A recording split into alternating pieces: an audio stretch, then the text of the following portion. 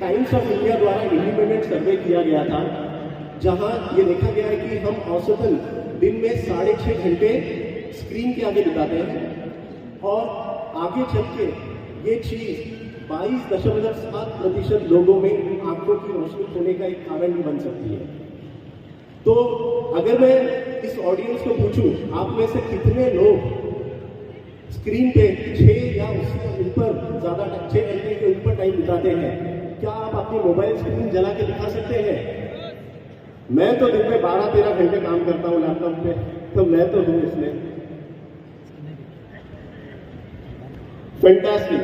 अभी अगर मैं ये देख रहा हूँ तो यहाँ पे ऑलमोस्ट सभी लोग हैं जो स्क्रीन पे इतना टाइम बिता रहे हैं, तो हम इससे बच नहीं सकते, लेकिन इसमें थोड़ी हम केयर ले सकते हैं ल्यूटिमैक्स 2020 द्वारा, जो हम अगले स्लाइड्स में देखेंगे।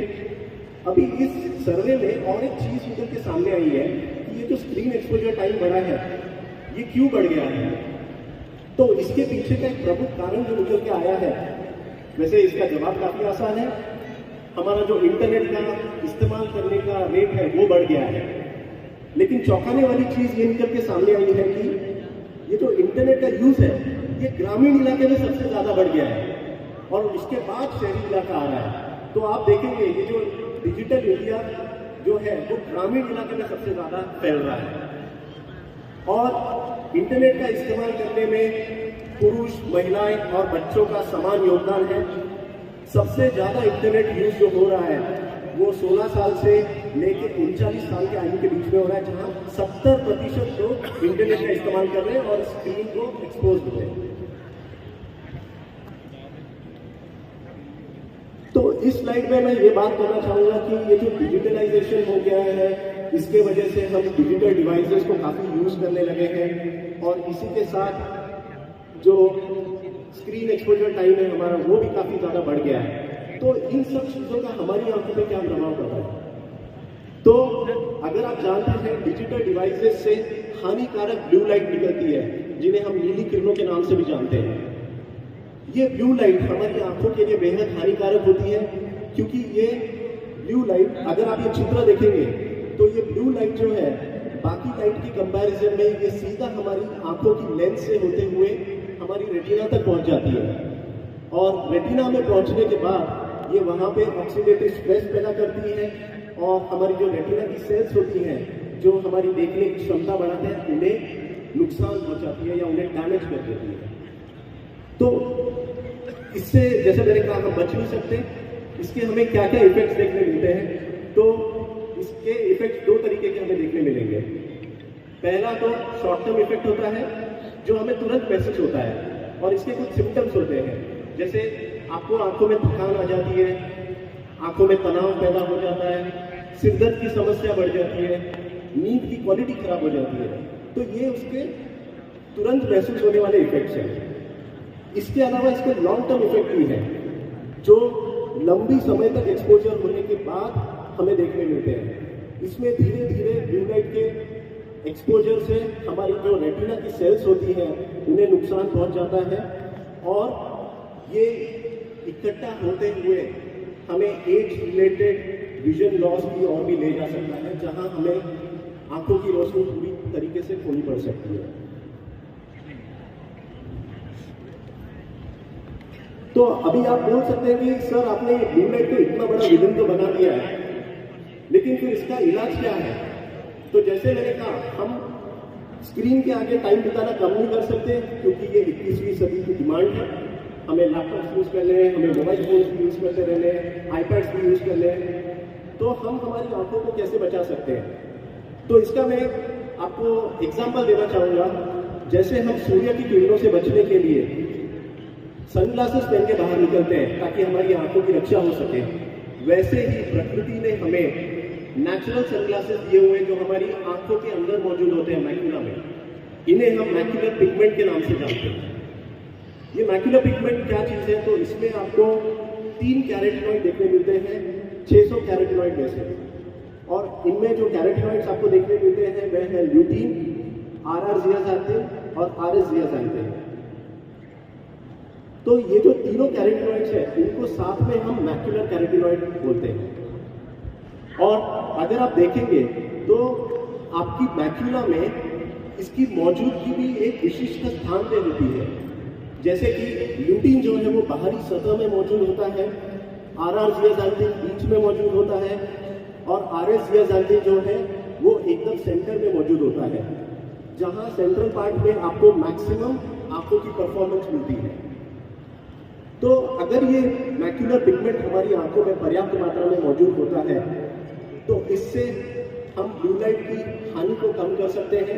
ये रिसर्च में भी देखा गया है।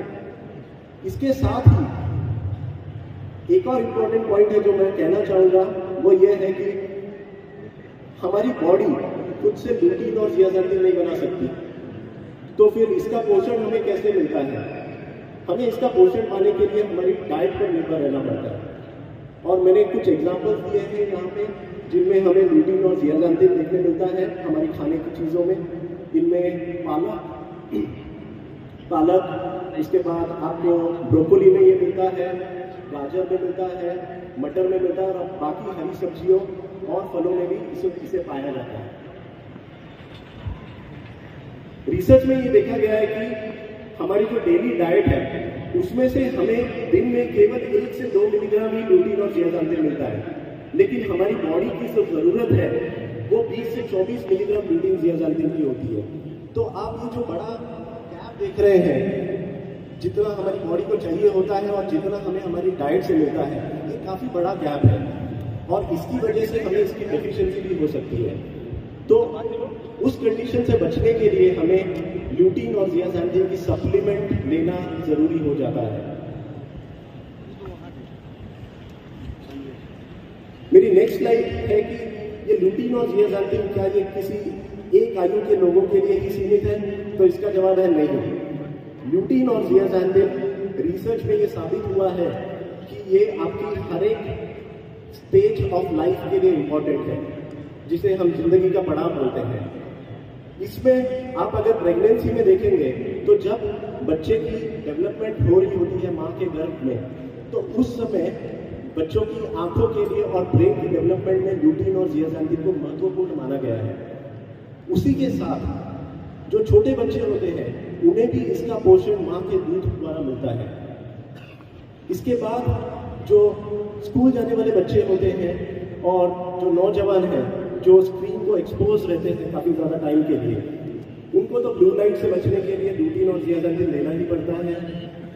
और इसके अलावा जो हमारी ज़िंदगी की आखिरी स्टेज होती है बुढ़ापा, उसमें भी इसका काफ़ी इम्पोर्टेंस है, क्योंकि रिसर्च में ये देखा गया है कि बुढ़ापे में जो मैक्युलर पिगमेंट होती है हमारी आंखों में, इसकी लेवल कम हो जाती है और उस लेवल को बनाए रखने के लिए हमें इसका सप्लीमेंटेशन लेना अनिवार्य है।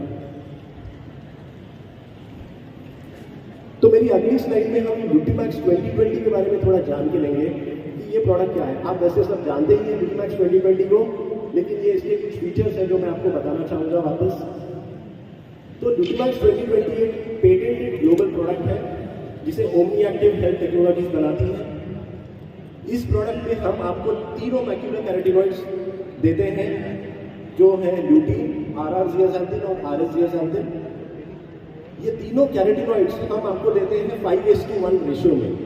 अभी आप पूछ सकते हैं 5:1 रेशियो ये कहाँ से आ गया? तो ये जो रेशियो है ये एक प्राकृतिक रेशियो है ल्यूटीन और जियाज़ैंथिन का, जो कि हमें नेचर में देखने मिलता है, हमारी खाने की चीज़ों में देखने मिलता है। और हम यही रेशियो आपको ब्यूटीमैक्स 2020 में से प्रोवाइड करते हैं ताकि आपकी बॉडी इसे अच्छे से अपना सके और इसका एब्जॉर्प्शन भी बेहतर हो सके। इसके बाद ब्यूटीमैक्स 2020 एक क्लिनिकली प्रूवन प्रोडक्ट है। इसमें हमने काफ़ी क्लिनिकल स्टडीज की हुई है और इनमें से 9 पब्लिकेशंस भी हमने की है उच्च कोटि के साइंटिफिक जर्नल्स में। ये एक एलर्जन फ्री प्रोडक्ट है, इसमें कोई एलर्जी देने वाला प्रोडक्ट नहीं है। इसके बाद ये एक नेचुरल प्रोडक्ट है जिसे वेजिटेरियन वीगन लोग भी बेझिझक खा सकते हैं। इसका कंट्री ऑफ ओरिजिन इंडिया है।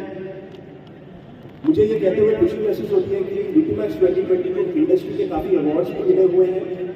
जो हमें लेटेस्ट अवार्ड मिला है वो सितंबर महीने में न्यूट्रा इंग्रेडिएंट्स एशिया से मिला है। इसके अलावा इसे न्यूट्रा इंग्रेडिएंट्स यूएसए और फ्रॉस्ट एंड सलीवन का बेस्ट फंक्शनल इंग्रेडिएंट का अवार्ड भी मिला हुआ है।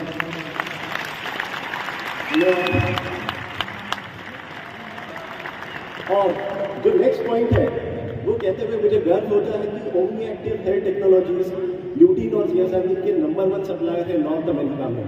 लेकिन मैं ये चाहूंगा कि आप सब लोगों द्वारा भारत वर्ष में भी ल्यूटिमैक्स 2020 और न्यूट्रीचार्ज यू को नंबर 1 बना दें।